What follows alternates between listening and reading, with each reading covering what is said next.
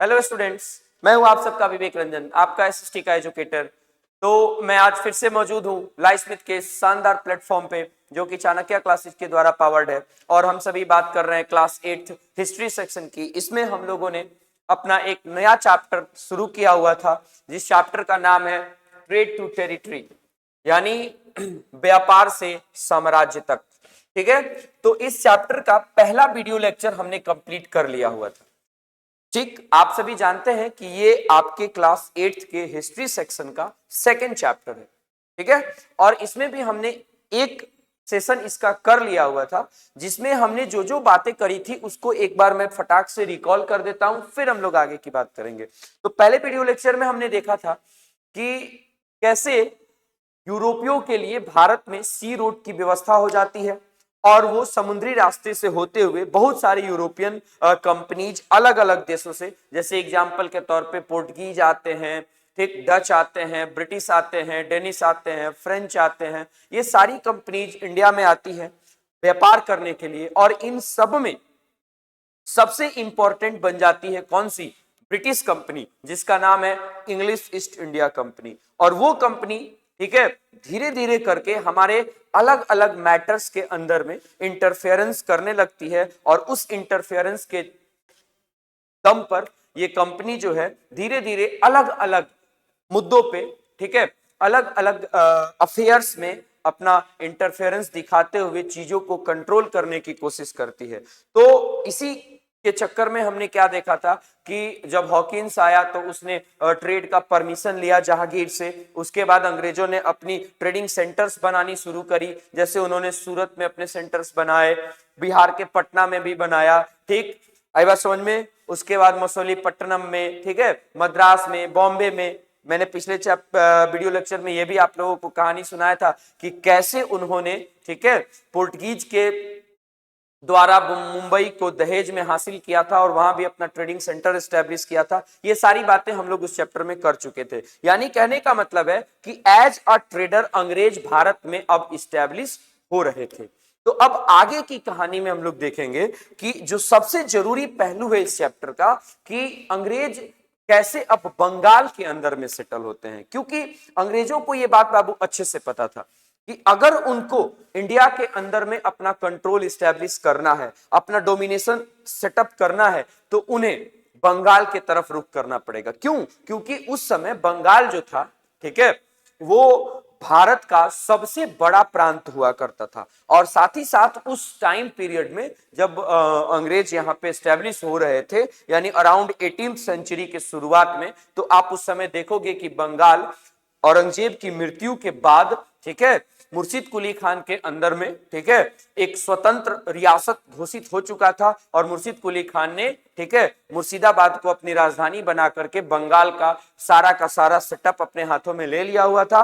और उसने अपना पूरा कंट्रोल, ठीक है, मुगलों के अधीन ना रह के एक स्वतंत्र रियासत के रूप में बंगाल की स्टेबिलिटी गेन कर ली थी। तो इसलिए अंग्रेजों को बंगाल पे अपना कंट्रोल करना बहुत ही जरूरी था। तो ऐसी परिस्थिति में, ठीक है, क्या होता था, क्या होता है, ये हम लोग देखेंगे कि कैसे अंग्रेज बंगाल में अपना डोमिनेशन इस्टेब्लिश करते हैं। तो वो डोमिनेशन इस्टेब्लिश करने के लिए सबसे पहले क्या करते हैं, जहां भी वो जाते थे, जहां भी उनको लगता था कि उन्हें अपना डोमिनेशन इस्टेब्लिश करना है ट्रेडिंग को लेकर के, तो वो वहां जाकर के अपनी ट्रेडिंग सेटलमेंट को इस्टेब्लिश कर लेते थे।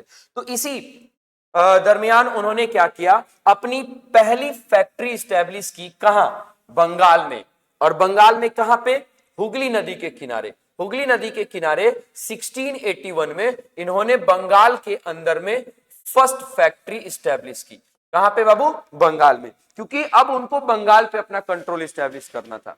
ये कब की बात है? 1651 में। और यहां से लेकर के धीरे धीरे करते करते उन्होंने अपने व्यापार को, ठीक है, बंगाल के तरफ शिफ्ट करना शुरू किया। क्यों? क्योंकि बंगाल उस समय सबसे बड़ा रियासत हुआ करता था और बंगाल को उन्हें अपने कंट्रोल में लेना ही था। भारत को कंट्रोल में लेने के लिए बंगाल को कंट्रोल में लेना बाबू सबसे ज्यादा जरूरी था। इसलिए इन्होंने अपनी फैक्ट्री बनाई और फैक्ट्री बनाने के साथ ही इन्होंने ट्रेडर्स बोले तो फैक्टर्स, जो फैक्ट्री लगा रहे थे, यानी जो इन्वेस्ट कर रहे थे, तो इन इन्वेस्टर्स को, ठीक है, और साथ ही साथ मर्चेंट्स को ये सलाह दिया, ठीक है, ये परमिशन दिया, ये ऑर्डर दिया कि आप क्या करिए, ठीक है, जो ट्रेडिंग सेंटर हमने खोला है इसी ट्रेडिंग सेंटर के नजदीक, ठीक है, आप अपनी फैक्ट्री को स्टैब्लिश करिए, ठीक है, आई बात समझ में। और आप अपने सेटलमेंट्स भी, यानी आप जहां आपको रहना है तो आपको अपनी लगाई गई फैक्ट्रीज के इर्द गिर्द ही आपको रहने की सलाह दी जाती है, ताकि जब भी जैसी किसी भी तरह की जरूरत पड़े तो आप तुरंत से रेडिली अवेलेबल हो। तो ऐसा स्ट्रेटजी उन्होंने बनाया और इस स्ट्रेटजी के हिसाब से उन्होंने बंगाल पे अपना व्यापार, ठीक है, और ज्यादा मजबूत कर लिया, ठीक है, आई बात समझ में। तो आगे हम लोग देखेंगे, ये आपको फोटोग्राफ जो दिख रहा है ये बंगाल के अंदर में हुगली नदी के किनारे स्टैब्लिश किया गया, ठीक है, ट्रेडिंग सेटलमेंट है, अंग्रेजों के द्वारा स्टैब्लिश किया गया ट्रेडिंग सेटलमेंट है और यहां इन्होंने अपनी फैक्ट्री लगानी शुरू की हुई है। कोई दिक्कत, आगे बात समझ में। तो इस तरह से हम लोग देखेंगे कि आगे फिर बंगाल की कहानी कैसे चलती है, ठीक, क्योंकि अब अंग्रेजों ने मन बना लिया था कि उन्हें बंगाल का होल एंड सोल कंट्रोल अपने हाथों में लेना ही लेना है, ठीक। आगे देखेंगे हम लोग, ठीक है। अब अपने ट्रेड को और ज्यादा स्टैब्लिश करने के लिए अंग्रेजों ने, ठीक है, कुछ स्टेप्स लिए। वो स्टेप्स क्या थे ये हम लोग देखेंगे, ठीक है।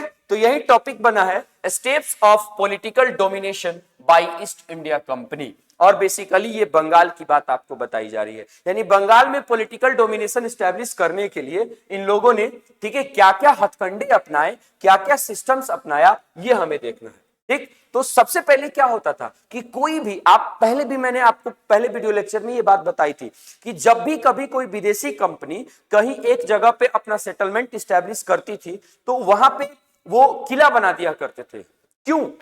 इसके दो कारण होते थे।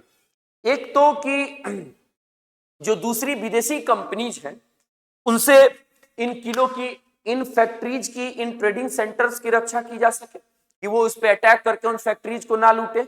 और साथ ही साथ इंडियन रूलर्स के लिए भी ये काम किया जाता था कि कुछ इंडियन रूलर्स भी ऐसे थे जिन्हें अंग्रेजों से चिढ़ थी, तो अंग्रेजों को ये बात का डर था कि कहीं वो ना अटैक कर दे। इसीलिए दोनों कारणों से इन लोगों ने बंगाल में भी वही किया जो बाकी सारे ट्रेडिंग सेटलमेंट्स में ये करते आए थे। क्या? इन्होंने फोर्टिफिकेशन शुरू किया। 1696 में इन्होंने अपने एक फोर्ट का निर्माण करना शुरू किया जिसको हम लोग फोर्ट विलियम के नाम से जानते हैं। यानी अगर आपसे कोई पूछे कि फोर्ट विलियम की स्थापना कब हुई थी तो 1696 में हुई थी, और अंग्रेजों ने कराई थी कहां? बंगाल में, कोलकाता के अंदर। अभी आज भी आपको फोर्ट विलियम कोलकाता में देखने को मिल जाएगा, ठीक। अगर कोई पूछे कि इसको किसने बनवाया था तो जॉब चरनॉक नाम था उस अंग्रेज का जिसने ये फोर्ट विलियम की स्थापना कराई थी। तो फोर्टिफिकेशन करना शुरू किया, किले बनाना शुरू किया ताकि बाहरी अटैक से बच सके, यानी अपने ट्रेडिंग सेटलमेंट को बचाना भी उतना ही बड़ा चैलेंज हुआ करता था अंग्रेजों के लिए। उसके बाद इन्होंने मुगल ऑफिशियल्स को ब्राइब करना शुरू किया, यानी घूस देना शुरू किया, ताकि मुगल बादशाहों को, ठीक है, मुगल ऑफिशियल्स को जब घूस दिया जाएगा, नॉट बादशाह, सॉरी, ठीक है, मुगल ऑफिशियल, जो मुगल बादशाह के अंडर में काम करने वाले अधिकारी होते थे, उन अधिकारियों को अंग्रेजों ने घूस देना शुरू किया ताकि घूस लेकर के ये लोग अंग्रेजों को जमींदारी राइट्स दे दें, ठीक है। और इसमें अंग्रेजों को सफलता मिली भी। उन्हें 3 गांवों की जमींदारी, ठीक है, मुगलों के ऑफिशियल्स ने उन्हें दे दी। वो गांव कौन कौन से थे ये देखेंगे। सबसे पहला था गोविंदपुर, ठीक है, दूसरा गांव था कालीकट, और तीसरा गांव था बाबू आपको सुतानुती। ये 3 गांवों की जमींदारी सबसे शुरू में अंग्रेजों को मिली। जमींदारी का मतलब यहां पे जमींदारी राइट्स मिला, और इसके तहत उन्हें यह अधिकार मिल गया कि इन इलाकों के जमीनों में जाकर के वो अपने किसानों से, वहां के किसानों से, ठीक है, मोल भाव करके, बार्गेनिंग करके अपने हिसाब से, ठीक, वहां पे फसल उगा सके और वहां अपने फायदे के लिए, ठीक है, कुछ ट्रेडिंग एक्टिविटीज कर सके, ठीक। तो इसी में ये जो कालीकट गांव की जब इनको जो जमींदारी राइट्स मिली थी ना, यही कालीकट आप देखेंगे भी कि इन गांवों में कालीकट एक ऐसा गांव था जो आगे चल के कलकत्ता शहर बना। और ये कलकत्ता जो था ना बाबू 1911 तक, टिल 1911, ठीक है, it was the it was the capital, it was the capital of British empire, of British empire, empire in India. ठीक है, यानी भारत के अंदर में ये कलकत्ता शहर जो था, जो आज कोलकाता के नाम से जाना जाता है, यही कलकत्ता शहर 1911 तक भारत में अंग्रेजों की राजधानी बनी रही। 1911 में, ठीक है, ये कोलकाता से अंग्रेजों ने अपनी राजधानी दिल्ली शिफ्ट कर ली थी। तो दिक्कत समझ में आया? चलिए आगे बढ़ते हैं। तो यही मतलब यही कालीकट जो था कलकत्ता और बाद में फिर कोलकाता नाम से फेमस हुआ। ये हम लोग पढ़ रहे हैं वो सारे स्टेप्स जो स्टेप्स ईस्ट इंडिया कंपनी के द्वारा लिए गए ताकि वो बंगाल में अपना पांव जमा सके, अपने डोमिनेशन को इंश्योर कर सके। ठीक है, उसके बाद इन्होंने मुगल इंपेरर औरंगजेब को, ठीक है, एक फरमान जारी करने का रिक्वेस्ट किया कि आप एक ऐसा फरमान जारी करिए कि अंग्रेजी company, British east India company जो है वो ड्यूटी फ्री ट्रेड कर सके। होता क्या था कि मुगल डायनेस्टी के अंदर में ये नियम था कि बाहर से आने वाले मतलब यूरोपियन कंपनीज के लिए ये कंडीशन था कि वो अगर बाहर से आके यहाँ पे व्यापार करते हैं तो उन्हें ड्यूटी टैक्स देना पड़ता था। माने उन बाहरी लोगों को व्यापार करने के लिए जो टैक्स अदा करना पड़ता था उसी को ड्यूटी टैक्स कहते थे। तो अंग्रेजों ने ये औरंगजेब से ये बात मनवाने की कोशिश करी या ऐसे फरमान जारी करने की कोशिश करी कि आप हमारे व्यापार को, कंपनी के व्यापार को ड्यूटी फ्री कर दें, यानी उस टैक्स से माफ कर दें, वो टैक्स हमें नहीं देना है। ठीक, अगला स्टेप क्या उन्होंने लिया ये देखेंगे। ये देखिए, आपको ये फोटो दिखाया जा रहा है, मैं थोड़ा सा मिटा दूं इसे। ये फोटो आपको फोर्ट विलियम का दिखाया जा रहा है। आप देखोगे ये फोर्ट विलियम का फोटो है जो कोलकाता में है। जॉब चरनॉक के द्वारा बनाया गया ये फोर्ट विलियम था। ठीक है, और ये इसलिए अंग्रेजों ने बनाया था, इसके चारों तरफ किले बनाए गए थे ताकि बाहरी इन्वेडर्स से यानी ट्रेडिंग सेटलमेंट्स पे ये लोग अटैक ना करें, उससे बचाने के लिए ये काम किया गया। ठीक, आगे हम देखेंगे क्या फिर अगला क्या स्टेप था उनका।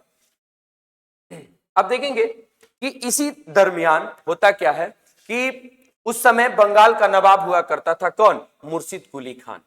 ठीक है, और मुर्शिद कुली खान ने अब क्या किया, ठीक अंग्रेजों के खिलाफ, ठीक है, प्रोटेस्ट कर दिया कि आपको duty free tax, duty free व्यापार करने नहीं दिया जाएगा बंगाल में। ठीक है, बंगाल में आपको व्यापार करना है। ठीक है, भले आपको औरंगजेब ने ये परमिशन दे दिया है तो आपको ये काम यानी ड्यूटी फ्री व्यापार आप बंगाल के बाहर ही करेंगे। अगर बंगाल में आकर के आप ड्यूटी फ्री व्यापार करने की कोशिश करेंगे तो हम इसकी खिलाफत करेंगे, चाहे हो उसके लिए जो भी करना पड़े हम लोग करेंगे। तो ये मुर्शिद कुली खान की बात हो रही है ना, तो थोड़ा सा हम लोग बंगाल के नवाबों का जिक्र यहाँ पे कर लेते हैं। मैंने आपको कहा है कि हम लोग अपने पढ़ाई का बेस जो है वो एनसीईआरटी रखेंगे, और एनसीईआरटी के अलावा जहां जहां जिस टॉपिक के अंदर में हमको लगेगा कि कुछ चीजें आपको बाहर जाकर के समझाने की जरूरत है, जो आपके नॉलेज के लिए जरूरी है, वो भी मैं आपको बताऊंगा। तो यहां हम लोग नवाब्स ऑफ बंगाल का जिक्र थोड़ा सा कर लेते हैं।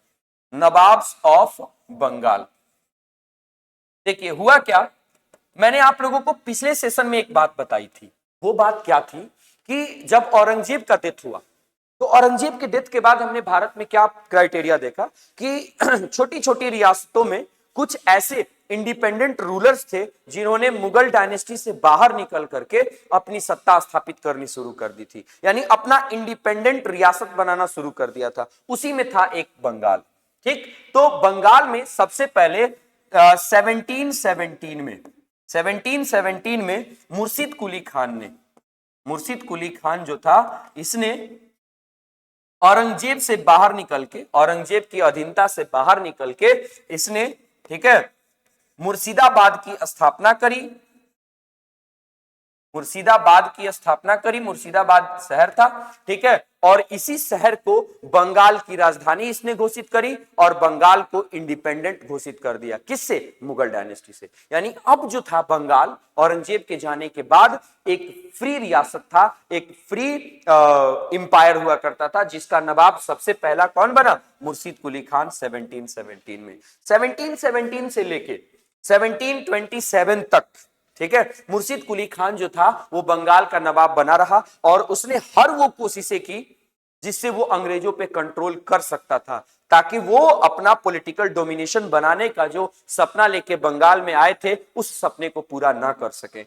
1717 में मुर्शिद कुली खान के बाद इसका पोता था एक, जिसका नाम था सुजाउद्दौला। सुजाउद्दौला। तो ये सुजाउद्दौला जो था ये बना नवाब 1727 में, ठीक है। और 1727 से लेकर के 1739 तक, यानी 1739 तक ये सुजाउद्दौला जो था उसी नक्शे कदम पे चलता रहा जिस नक्शे कदम की शुरुआत मुर्शिद कुली खान ने की थी। फिर 1739 में सुजाउद्दौला के बाद, ठीक है, नया बंगाल का नवाब बनता है अलीवर्दी खान। कौन बनता है? अलीवर्दी खान। और ये अलवर्दी खान जो था ये 1739 से 1756 तक बंगाल का नवाब बना रहता है। और अलवर्दी खान को बंगाल के अंदर में एडमिनिस्ट्रेटिव सुधार के लिए जाना जाता है, यानी इसने अपने कार्यकाल में बंगाल के अंदर में सबसे ज्यादा एडमिनिस्ट्रेटिव सुधार करने वाले काम किए, ठीक है। फिर 1756 में अलवर्दी खान जो था उसने एक नया नवाब बनाया जिसका नाम था सिराजुद्दौला। यही सिराजुद्दौला है, ठीक है, जिसके टाइम पीरियड में 1757 में, यानी ये बस एक साल के लिए 1756 से 1757 तक ये आदमी बंगाल का नवाब बना रहा। और इसी के पीरियड में, ठीक है, चूंकि इसने अंग्रेजों से सीधी टक्कर ले ली थी और इसी टक्कर के बीच हमें एक जबरदस्त इंसिडेंट देखने को मिलता है। उस इंसिडेंट को हम लोग क्या कहते हैं? बैटल ऑफ प्लासी कहते हैं। इसी प्लासी की लड़ाई में सिराजुद्दौला मारा जाता है और फिर उसके बाद मीर जाफर को, किसको बाबू? मीर जाफर को बंगाल का नवाब बना दिया जाता है। फिर मीर जाफर के बाद आप देखेंगे, ठीक है, मीर कासिम आता है। मीर कासिम, और मीर कासिम जो है वो जब बंगाल का नवाब बनता है तो वो अपनी अलग अलग टीम बना करके, यानी शाह आलम सेकंड जो कि मुगल एम्पेरर था और अवध का नवाब था सुजाउद्दौला, उसके साथ मिल करके इसने अपनी एक टीम बनाई और इस कंबाइंड टीम ने, ठीक है, अंग्रेजों के खिलाफ बैटल ऑफ बक्सर की लड़ाई लड़ी। उस लड़ाई में जब मीर कासिम हार गया तो फिर दोबारा से अंग्रेजों ने मीर जाफर को एक बार और बंगाल का नवाब बनाया और 1765 तक आते आते, कब तक बाबू? 1765 तक आते आते बंगाल में नवाबों का दौर खत्म हो गया, ठीक है। और शाह आलम सेकंड ने फाइनली ट्रीटी ऑफ इलाहाबाद के जरिए, कौन सी treaty? Treaty of Allahabad, treaty of Allahabad के जरिए, ठीक है, अंग्रेजों को बंगाल की दीवानी दे दी। यानी अब अंग्रेज जो थे, यानी 1765 आते आते अंग्रेज जो थे वो बंगाल के होल एंड सोल डोमिनेटर बन चुके थे। यानी जो प्रक्रिया 1717 में शुरू हुआ मुर्शिद कुली खान से, वो जाके खत्म हुआ कब? 1765 में। 12 अगस्त 1765 ये ट्रीटी ऑफ क्या हुआ? इलाहाबाद हुआ। और इस ट्रीटी के तहत शाह आलम सेकंड जो उस समय मुगलों के राजा थे, यानी इनफैक्ट पूरे भारत के राजा थे, उन्होंने अंग्रेजों को बंगाल की दीवानी घोषित कर दी और अब बंगाल के कंप्लीट नवाब कौन हो चुके थे? अंग्रेज हो चुके थे। तो ये कहानी रही, ये सीक्वेंस रहा कि बंगाल में किस पीरियड में कौन सा नवाब बना और किसने किस तरह से अंग्रेजों के खिलाफ अपनी बातें रखी, अपना आवाज उठाया। उसमें हमने देखा अलवर्दी खान, सुजाउद्दौला, सॉरी मुर्शिद कुली खान, सुजाउद्दौला, अलवर्दी खान, सिराजुद्दौला, फिर मीर जाफर, फिर मीर कासिम, फिर मीर जाफर और उसके बाद अंग्रेज। ठीक है, चलिए, तो आई थिंक ये बात आप लोग समझ चुके होंगे। ठीक, मैं चाहूंगा कि आप इस चीज को स्क्रीनशॉट लेके रख लें, आपके लिए बहुत फायदेमंद रहने वाला है ये। ठीक है, अब इसके बाद हम आगे की बात करेंगे। यानी अभी हम लोग क्या पढ़ रहे थे कि जब मुर्शिद कुली खान को पता चला कि औरंगजेब ने ये फरमान जारी करके रखा हुआ है, किसके लिए? अंग्रेजों के लिए, कि वो ड्यूटी फ्री टैक्स, मतलब ड्यूटी टैक्स नहीं देंगे व्यापार करने के लिए। तो इसने खुला चैलेंज दे दिया अंग्रेजों को कि नहीं, बंगाल में अगर आपको व्यापार करना है तो आपको तो ड्यूटी टैक्स देना पड़ेगा। चलिए दोस्त, आगे बढ़ते हैं हम लोग। ठीक, आगे देखेंगे कि बंगाल के जो नवाब अलवर्दी खान और उसके बाद सिराजुद्दौला, इन लोगों ने, ठीक है, अंग्रेजों को दिया जाने वाला कंसेशन, जो व्यापार पे ये लोग छूट दिया करते थे, उस छूट को देने से मना कर दिए। यानी जब औरंगजेब की डेथ हो गई तो उसके बाद जब ये लोग अलवर्दी खान और सिराजुद्दौला, जब ये लोग, ठीक है, बंगाल के नवाब बने तो इन्होंने कंसेशन देना बंद कर दिया। ठीक, और अंग्रेजों के लिए कुछ हिदायतें घोषित की। वो हिदायतें क्या थी कि आपको सिक्के को पिघलाना बंद करना होगा, आपको बंगाल के अंदर में फोर्टिफिकेशन का कोई अधिकार नहीं है। बंगाल के अंदर में अगर फोर्टिफिकेशन करना है तो वो हम करेंगे, आप नहीं कर सकते। क्यों? क्योंकि आप ट्रेडर हैं, हम मालिक हैं, हम यहाँ के राजा हैं, हम यहाँ के नवाब हैं, हम जो चाहेंगे वो होगा। तो आपको सिक्कों को मिंट करना बंद करना होगा, आपको फोर्टिफिकेशन बंद करना होगा। उसके बाद अगर आपको यहाँ पे व्यापार करने का अधिकार चाहिए तो हमें बड़े सम का ट्रिब्यूट देना पड़ेगा, यानी हमारे लिए नजराना पेश करना होगा या सलामी देनी पड़ेगी। नजराना का मतलब कुछ अमाउंट फिक्स किया जाएगा और उस अमाउंट को हमारे सामने पेश करना होगा, वो देना होगा, तब हम आपको ये बंगाल में ट्रेडर बन करके रहने की आजादी दे सकते हैं। ये सब कंडीशंस के साथ यहां पे आप लोगों को अलवर्दी खान और सिराजुद्दौला की फोटो दी हुई है। ये दोनों कंटिन्यूअसली, पहले अलवर्दी खान 1739 से, ठीक है, यहां देखेंगे आप 1739 से 56 तक इसका पीरियड था और इसका पीरियड था 1756 से 57 तक। ये दोनों लोग बंगाल के नवाब थे जिन्होंने अंग्रेजों के लिए ये सारे खुले चैलेंज पेश किए थे कि आपको अगर यहां पे ट्रेडर बन के रहना है तो इन शर्तों को आपने मानना ही। आगे देखेंगे हम लोग अब कंपनी ने इसके बदले में क्या रिएक्शन दिया। अब जब कंडीशन अलवर्दी खान और सिराजुद्दौला ने जो कंडीशंस लगाए अंग्रेजों के सामने, तो उसके एवज में अंग्रेजों ने क्या जवाब दिया ये देखेंगे। सबसे पहले अंग्रेजों ने यानी कंपनी ने टैक्स पे करने से मना कर दिया।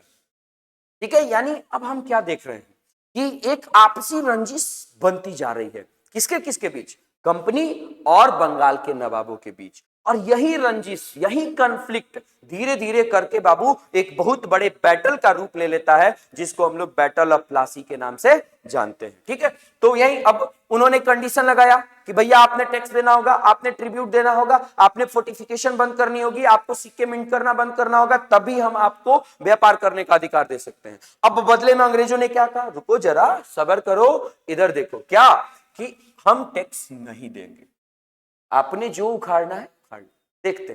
ठीक, उसके बाद हम नवाबों के प्रति इन्होंने डिसग्रेसफुल लेटर लिखना शुरू कर दिया कि नहीं भैया, आप हमारे साथ एक कोलैबोरेशन के साथ नहीं रह रहे हैं, ये चीज हमें पसंद नहीं आ रही है, इसलिए हम आपके साथ ठीक सेटिस्फाइड नहीं है। ठीक है, उसके बाद अंग्रेजों ने बंगाल के नवाब और उनके ऑफिशियल्स को का अपमान करना शुरू कर दिया, ह्यूमिलिएट करना शुरू कर दिया। जहां मौका मिलता था ये लोग नवाब के और नवाब के ऑफिशियल्स का मजाक उड़ा देते थे। उसके बाद जो आदेश उधर से आया था कि आप फोर्टिफिकेशन बंद करिए, अंग्रेजों ने उसको सिरे से नकार दिया, नहीं मानेंगे, क्या हम अपना फोर्टिफिकेशन जारी रखेंगे। ठीक, और ये इस तरह से ये इनके बीच जो आपसी विवाद पनप रहा है, ये conflict led to confrontations and finally culminated in the famous battle of Plassey।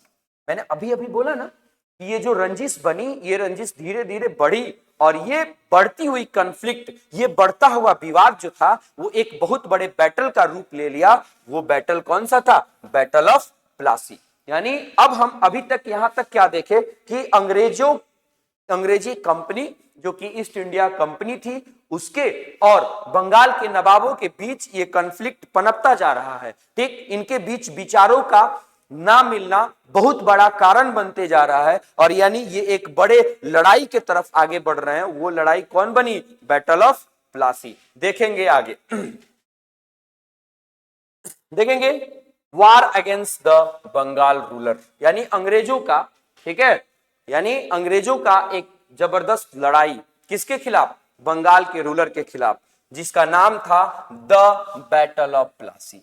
ये बैटल ऑफ प्लासी हुआ किस दिन? 23 जून 23 जून 1757 को ये, ठीक है, एक मिनट, यहाँ पे एक छोटी सी मिस्टेक हो गई है, ठीक, ये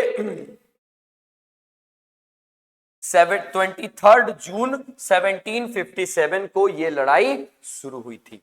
बाई डेट जानिए, अगर कोई इंसिडेंट हिस्ट्री में आ रहा है तो बाई डेट जानो, खाली साल जानने से कुछ नहीं होगा। 23 जून 1757 को ये बैटल ऑफ प्लासी शुरू हुआ था। अब देखेंगे वो कौन से इंसिडेंट्स थे जिन्होंने इस लड़ाई को और ज्यादा हाईलाइट कर दिया, या फिर इस लड़ाई को होने के लिए वो कारण जो थे, वो फैक्टर्स जो थे वो बहुत इंपॉर्टेंट बनते गए, वो देखना है। देखेंगे देयर वर मेनी एरियाज, बहुत सारे ऐसे एरियाज थे जिनके बीच बंगाल के नवाब और ईस्ट इंडिया कंपनी के बीच कॉन्फ्लिक्ट बढ़ता जा रहा था, यानी इनका आपसी विवाद एक कारण बना। किस चीज का? लड़ाई का। आगे देखेंगे, ठीक, फोर्टिफिकेशन भी एक कारण बना। मैंने कहा ना कि नवाब कह रहे थे आपको किलेबंदी बंद करनी होगी, किले बनाना बंद करना होगा। अंग्रेज कहते हम बनाएंगे, हम नहीं मानेंगे, आपको जो करना है करिए, ठीक। तो वही फोर्टिफिकेशन भी एक कारण बना। क्या? The British in Bengal has been planning the British in Bengal has been the British in Bengal has been planning to raise fortification round their trade centers, यानी अपने ट्रेडिंग सेंटर्स के, ठीक है, आसपास के इलाके में इन्होंने फोर्टिफिकेशन करना शुरू कर दिया, किले बनाना शुरू कर दिया। ये देखिए, ये फोर्ट विलियम का फोटो दिखाया जा रहा, उस समय का पुराना, ठीक है। उस समय ये अपने ट्रेडिंग सेंटर के बाहर में ये किले बना रहे थे, ताकि इन किलों के जरिए, ठीक है, इन फोर्ट्स के जरिए वो लोग बाहर से होने वाले इन्वेडर्स से अपने ट्रेडिंग सेंटर्स की रक्षा कर सके। और ये फोर्टिफिकेशन बंगाल के नवाबों को पसंद नहीं था। अब जो काम पसंद नहीं है और अगला आदमी अगर वो काम करेगा तो ये कॉन्फ्लिक्ट का विषय बनेगा। आप ये मान के चलिए कि वो कॉन्फ्लिक्ट पैदा करेगा ही करेगा, ठीक है। तो ये कॉन्फ्लिक्ट और ज्यादा बढ़ता जा रहा था। आगे देखेंगे मिसयूज ऑफ ट्रेड प्रिविलेज, यानी अंग्रेजों को जो ट्रेड प्रिविलेज दिया गया बंगाल के नवाबों के द्वारा, उस ट्रेड प्रिविलेजेस का, यानी वो जो सहूलियतें दी गई अंग्रेजों को, उन सहूलियतों का इन्होंने गलत फायदा उठाया। कैसे? देखेंगे, फर्रुखसियर जो था बंगाल का नवाब बना कब? इसके बाद, औरंगजेब के डेथ के बाद। तो फर्रुखसियर ने वो मुगल का राजा बना, मुगल बादशाह बना। मैंने बंगाल का नवाब गलती से बोल दिया, सॉरी, ठीक है। मुगल का राजा बना वो किसके बाद? औरंगजेब के बाद। तो उसने एक शाही फरमान जारी किया। क्या जारी किया? कि आपको, ठीक है, to carry on duty free trade in Bengal, यानी फर्रुखसियर को इन्होंने बहला फुसला करके बंगाल में भी, ठीक है, जो मुगल बादशाह औरंगजेब ने ऑल ओवर इंडिया के लिए वो फरमान दिया था अंग्रेजों को, अब वही सेम फरमान फर्रुखसियर ने अंग्रेजों को बंगाल के लिए भी दे दिया।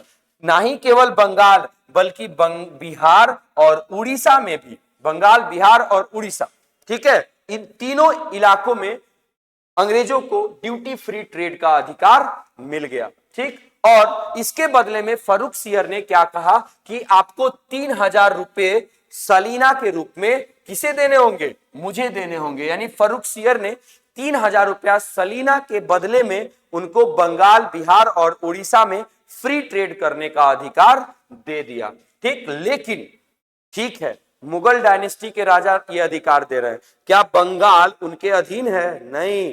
बंगाल में अब मुर्शिद कुली खान का शासन आ चुका है, वो अब अपने आप को इंडिपेंडेंट घोषित कर चुका है। क्यों? क्योंकि औरंगजेब के जाने के बाद अब वो फर्रुखसियर से नहीं डरता, ठीक, वो अपने आप को इंडिपेंडेंट घोषित कर चुका है। इसलिए अब ये देखेंगे बंगाल के नवाब क्या रिएक्शन देते हैं फर्रुखसियर के इस फरमान का, देखेंगे। बट द इंग्लिश मर्चेंट्स, ठीक, वो एक तरफ से आप देखेंगे कि मुर्शिद कुली खान ने इसकी खिलाफत करनी शुरू करी, लेकिन अंग्रेजों ने इस समस्या को कैसे टैकल किया ये देखेंगे। But English merchants started misusing this privilege, ये प्रिविलेज उन्हें मिला और इस प्रिविलेज का गलत फायदा उठाना शुरू किया। दे इंडल्ज्ड इन प्राइवेट ट्रेड। अब जब जैसे ही फ्री ट्रेड का अधिकार मिला तो ये प्राइवेट ट्रेड के अंदर में घुस गए। अब ये and invaded the payment of taxes, ठीक, यानी टैक्स के पैसे को ये चुराने लगे, ठीक है। अब इसके चलते भी बंगाल के नवाब और अंग्रेजों के बीच ये कॉन्फ्लिक्ट, जाहिर सी बात है कि बढ़ना ही बढ़ना था। ठीक है, देखेंगे यहाँ पे ये फर्रुखसियर को, अंग्रेजों को ये शाही फरमान देते हुए दिखाया गया है। ठीक है, जिसके तहत, इस फरमान के तहत 3000 रुपए के बदले में, ठीक, उन्हें बंगाल के अंदर में फ्री ट्रेड का अधिकार मिला हुआ था। ये फोटोग्राफ में आप देख सकते हैं।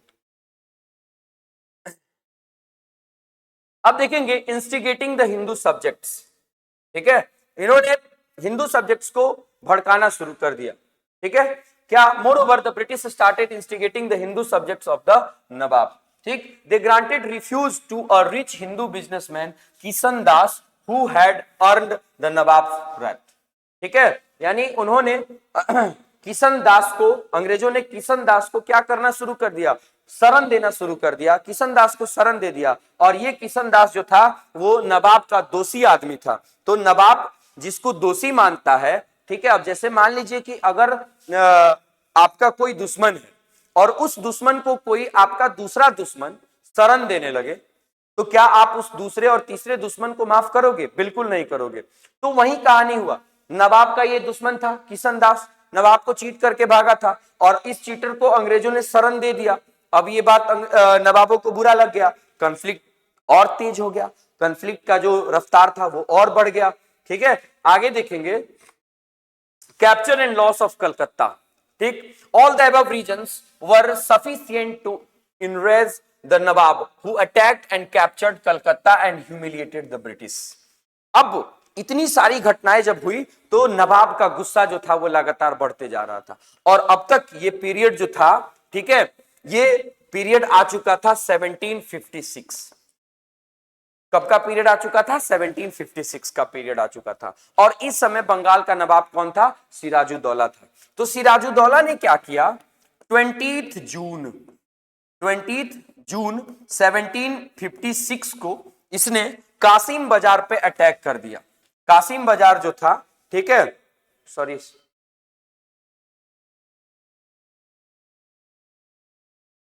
कासिम बाजार जो था वो अंग्रेजों का सेटलमेंट हुआ करता था, बाजार हुआ करता था, जहां ये अपनी मैन्युफैक्चर्ड चीजों को बेचा करते थे। तो कासिम बाजार पे अटैक कर दिया, और इसने वहां से कुछ अंग्रेजों को पकड़ के एक बंद काल कोठरी के अंदर में बंद कर दिया, एक बंद कमरे में बंद कर दिया, और कुछ दिनों तक लगातार उन्हें उन कमरे में बंद करके रखा गया। ठीक है, और इसी कमरे में बंद करने की घटना को इंसिडेंट ऑफ ब्लैक होल के नाम से जाना जाता है। Incident of black hole. ठीक है, और यही इंसिडेंट ऑफ ब्लैक होल जो था, ठीक है, इसका जब इन लोगों को बंद किया गया तो बहुत सारे संख्या में अंग्रेजों को बंद कर दिया गया था। उसमें से बहुत सारे अंग्रेज जो थे वो मारे गए, कुछ एक लोग बाहर निकले, और उन बाहर निकले हुए अंग्रेजों में से किसी एक अंग्रेज ने, ठीक है, आगे के क्लासेज में इन सब का नाम भी हम लोग देखेंगे, एग्जैक्ट संख्या भी देखेंगे कि कितनी संख्या में लोगों को उसमें डाला गया था, कितने लोग जिंदा बचे थे, और किसने इस घटना का पर्दाफाश किया। तो एक अंग्रेज ने इस घटना का पर्दाफाश किया कि बाप रे, ब्लैक होल जैसी स्थिति थी, एक बंद कमरा, और उसमें हम लोगों को बंद कर दिया गया था, ना खाना ना पीना, कुछ भी नहीं। ठीक, हम लोग एक एक करके उंगली पे दिन गिनते थे, अपने मौत का इंतजार करते थे, ऐसी सिचुएशन बन गई थी। तो ये ब्लैक होल की घटना को अंजाम दिया था किसने? सिराजुद्दौला ने, अपने गुस्से में आकर के। और ये इसका दिन था 20 जून 1756, और इस दिन से एक्यूरेट 1 साल 3 दिन के बाद, यानी 23 जून 1757 को, ठीक है, ये बैटल ऑफ प्लासी की शुरुआत हो गई थी। Battle of Plassey. अब देखिए, जब अंग्रेजों ने देखा कि उनके ठिकानों पे अटैक किया जा रहा है सिराजुद्दौला के द्वारा, तो अब उन्होंने इसको, क्लाइव को और वाटसन को, दोनों लोगों को तैनात कर दिया कि जाइए भैया, आप वहां पे मोर्चा संभालिए, देखिए क्या स्थिति है, नवाब को कैसे जवाब देना है, जिस भाषा में उसको जवाब पसंद आए उस भाषा में जवाब दीजिए। लेकिन उसने जिस इलाके को कंट्रोल में ले लिया है, जिस इलाके पे अपना कब्जा कर लिया है, उस इलाके को दोबारा से लेके आइए, अंग्रेजों को दिलाइए। ठीक, तो क्लाइव और वाटसन को भेजा गया कि आप जाकर के कलकत्ता को रिकैप्चर करिए। The Nawab tried to capture Calcutta again after it had fallen to Clive and Watson, but he could not succeed। ठीक है, यानी क्लाइव और वाटसन ने आकर के ये अपना ठिकाना नवाब से दोबारा हासिल तो कर लिया, लेकिन फिर नवाब ने फिर कोशिश करी कि फिर दोबारा से कलकत्ता पे अपना कंट्रोल स्थापित किया जा सके, लेकिन इस बार नवाब जो था वो फेल हो गया। ठीक है, ये रॉबर्ट क्लाइव की फोटो आपको दिखाई जा रही है। ठीक, अब देखेंगे capture of Chandernagore. Clive was afraid lest then French should come to help of the Nawab. ठीक है, यानी क्लाइव को एक डर सता रहा था, क्योंकि फ्रांस जो था, फ्रेंच जो कंपनी थी वो अंग्रेजों की अपोजिट कंपनी थी। और आप देखेंगे कि 1664 में ये फ्रेंच कंपनी भारत में आ चुकी थी। 1668 में ये लोग भारत में अपना सूरत के अंदर में अपना सेटलमेंट भी बना चुके थे और एस्टेब्लिश भी हो रहे थे धीरे धीरे। तो क्लाइव को फ्रेंच का डर था कि फ्रांस के लोग आकर के नवाब की मदद करेंगे, इसलिए he therefore attacked and annexed Chandranagar in March 1757। यानी मार्च 1757 में उसने चंद्रनगर पे भी अपना अटैक करके, ठीक है, अपने कब्जे में ले लिया और फ्रांस के लोगों को यहां आने के लिए बैन कर दिया। यानी उसने इंश्योर कर दिया कि अब फ्रांस के लोग तो नवाब की मदद करने नहीं आ सकते। ठीक है, I+1 में ये चंद्रनगर का फोटो दिखाया जा रहा है, ये ट्रेडिंग सेटलमेंट है, इस पे अंग्रेजों ने यानी रॉबर्ट क्लाइव ने अपना कंट्रोल स्टैब्लिश कर लिया हुआ। आगे देखेंगे कंस्पिरेसी अगेंस्ट द नवाब। अब क्लाइव को सीधे सीधे बंगाल के नवाब सिराजुद्दौला से भिड़ना था। यानी क्लाइव जानता था कि जब तक ये सिराजुद्दौला जिंदा है तब तक हमको बंगाल के अंदर में अपना पूरा डोमिनेशन नहीं मिल सकता। इसलिए, और वो ये भी बात अच्छे से जानता था कि आर पार की लड़ाई में, सीधे सीधे की लड़ाई में वो सिराजुद्दौला को नहीं हरा सकता था। ये भी बात उसे अच्छे से पता था। इसलिए उसने क्या किया, एक साजिश रची, नवाब के मौत की साजिश। वो साजिश क्या थी और उसमें किसको शामिल किया उसने देखेंगे। ये था हमारा उस समय का बंगाल का नवाब सिराजुद्दौला। ठीक है, इसका फोटो वहां पे बना हुआ है, देखेंगे अंग्रेजों ने कैसे साजिश रच के उसे मरवाया। Clive was already bent upon fighting a war against the Nawab.